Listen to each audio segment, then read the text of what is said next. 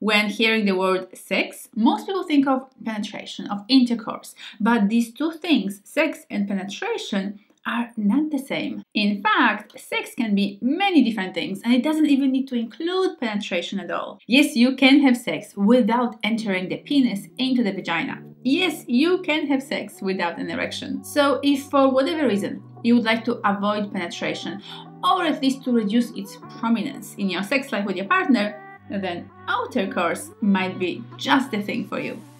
My name is Helena Nista and I make videos that help you have the best sex of your life. And today I want to introduce you to the concept of Outercourse and why you should definitely try it as soon as possible.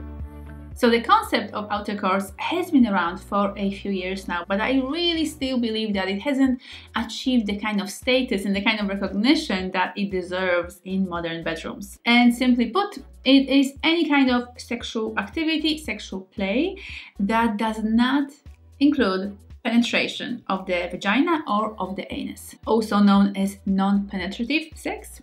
This can include stimulating and pleasuring the entire body, including the genitals, but just no penetration. Outercourse can include kissing, touching, stroking, stimulating each other's bodies, each other's genitals, oral sex, hand stimulation, erotic massages, dry humping, nipple stimulation, mutual masturbation, or any kind of sensual touch, or even a non-touch activity in the bedroom that the partners might desire. And because this still is a relatively new term, its definition hasn't been fully, completely agreed upon, so some people consider Outercourse no penetration whatsoever, so no penetration of the anus, vagina, or even mouth, whereas other people think of Outercourse as simply no penis in the vagina action. So penetration of the anus or of the mouth is fine, just no penis in the vagina. My favorite way to define it talks about not inserting the penis inside of the woman's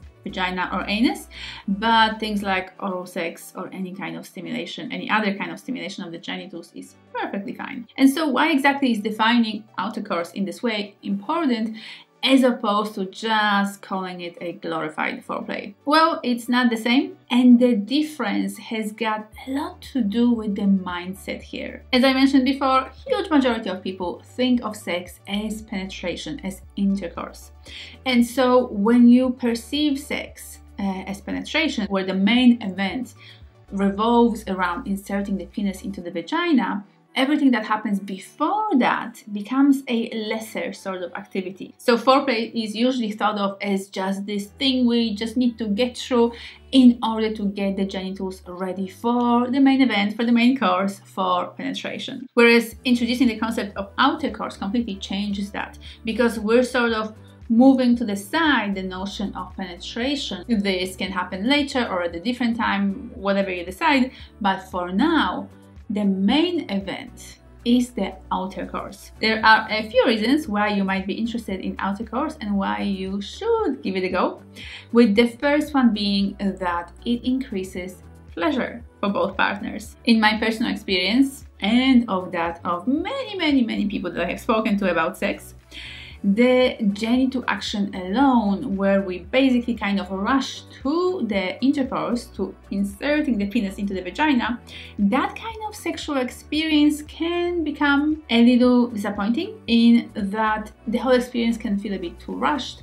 Our genitals and our bodies haven't had enough time to really fully warm up and get to that full erotic potential that they have inside of them. But many of us know that if we spend a proper amount of time attending to each other first before we give in to the desire and the arousal that is pushing us and prompting us to move on to intercourse, then the sexual satisfaction from that experience is a lot higher. Outercourse also promotes closeness, all that sensual touch that we give each other with our hands, with our mouths and tongues, with our entire bodies. That creates not only sexual arousal in our bodies, it doesn't just delight the senses and gives us physical pleasure, it also bonds us together on the more energetic, emotional, intimate level. If you have heard of orgasm gap, you'll be very happy to hear that Outercourse is a great way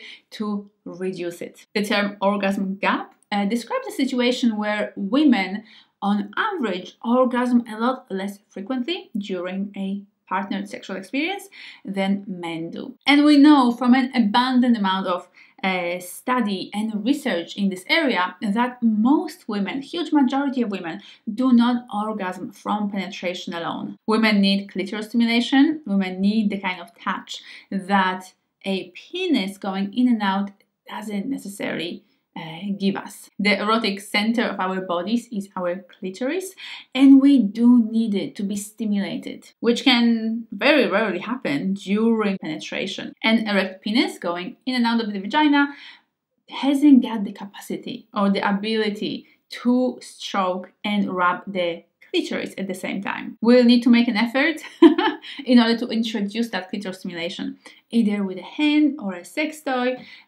or actually during outercourse in a variety of ways. The clitoris can be very pleasurably and very successfully stimulated to an orgasm with fingers, with sex toys, with tongues, with mouths. So don't miss out on that. Great opportunity. There are also many different situations where sexual abstinence is the way to go or is a must for different people. This can be due to your religious beliefs or cultural ideas about sex and relating romantically to another person. And here even the term abstinence can be defined differently by different people. So if you have a particular set of rules or requirements around your own desire or need for abstinence, you'll need to most likely discuss them with your partner so that you're both on the same page and that you both can fully understand and agree what you want and don't want to do together. Maybe it's still early days in your relationship and you're not quite feeling ready to go all the way with your partner. So you're choosing abstinence to give yourself and your partner time to really connect better, get to know each other better,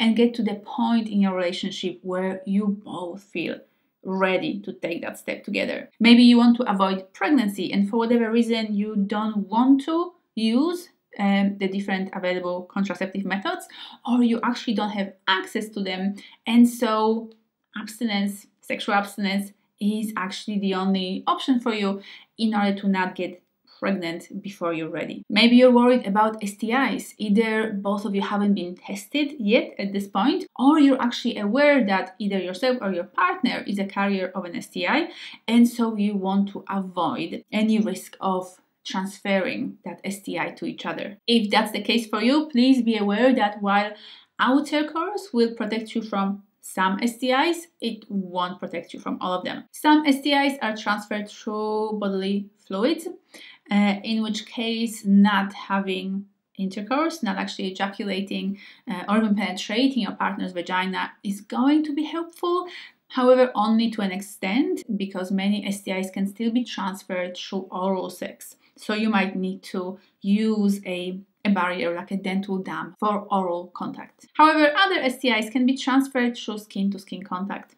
So you really need to do your research, figure out which exactly STIs you're thinking about, or if you want to protect yourself from potentially all of them, then outercourse is not necessarily the best way to go. Or you might need to use barriers like condoms, dental dams, or nitrile gloves. It's also possible that you're choosing abstinence, or you may be forced to choose abstinence because of your age, because of potential struggles with erectile difficulties, or the choice to not engage in intercourse might be dictated by a variety of different physical limitations or health problems that mean that you just cannot easily engage in penetration. So outercourse offers an amazing option or an amazing way to remain intimate, sensual and erotic together without going all the way to penetration. And if you're wondering what exactly to do and how exactly to engage in outercourse, I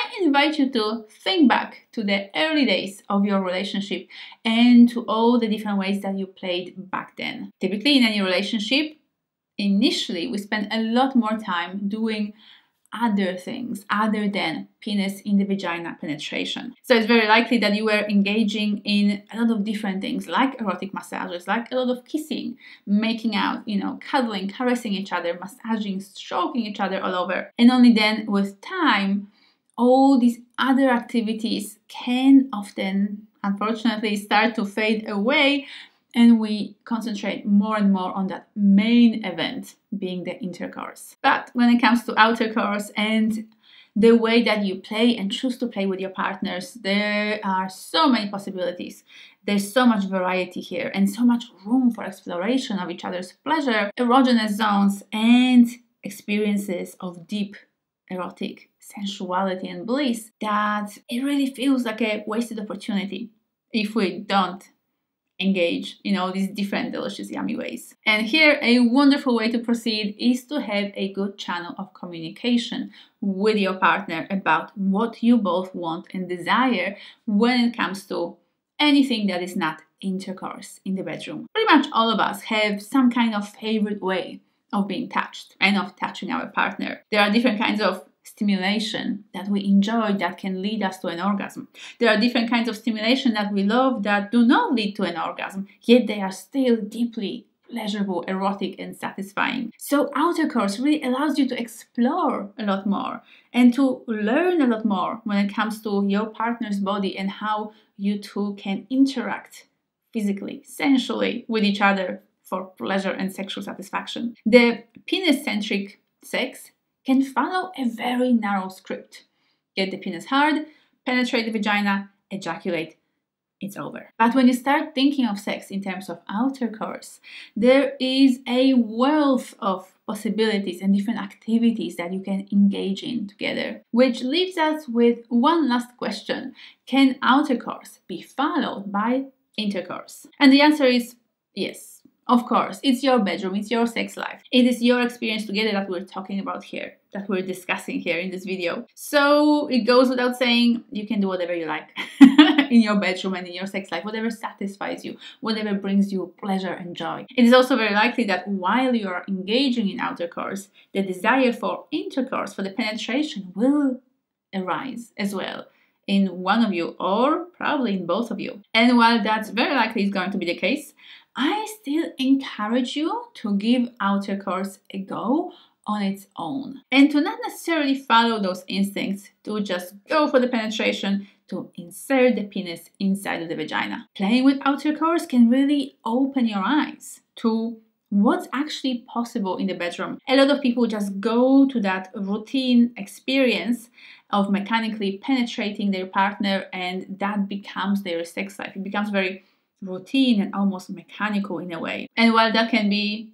reasonably satisfying, bear in mind that more is possible and that you might need to break certain patterns of behavior in order to fully see, experience, and explore what's there. Because I am fairly certain that at this point of your relationship, regardless of how long you've been together, a week, a month, a year, or 20 years, you have not explored everything. And there's still more to learn when it comes to your partner's erogenous zones, your erogenous zones, and possibilities for pleasure and ecstasy. So at least from time to time, create an outercourse experience for both of you, where you both create strong rules and boundaries around not having intercourse on that particular occasion. As I mentioned before, it can be so easy to just get aroused and just want to go into the intercourse from right after outercourse. But please give it a go, be strong.